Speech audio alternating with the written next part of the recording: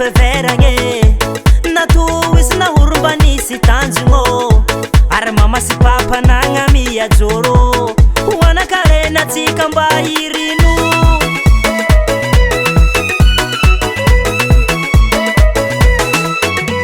nisipatanga tentong maro tsikarwe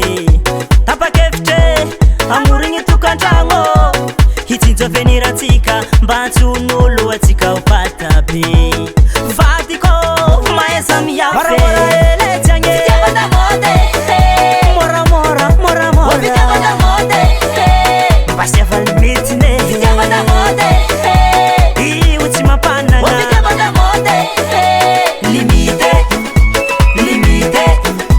limite limite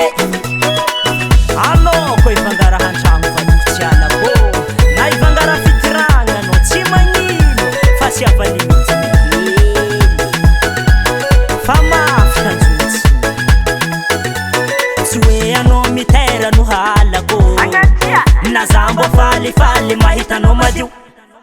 atika mola chimanange mila miyafi amini fenanga oh situkunentane vola marati sidikane faraileng no viding mora mora ele jange mora mora mora mora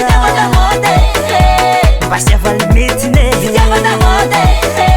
I ultima panna limite limite limite limite wana kitkitia ratata dirse rahenoyu halisi misoma yu baba efaheno kwa eba eba eba eba eba eba eba kala senso maneye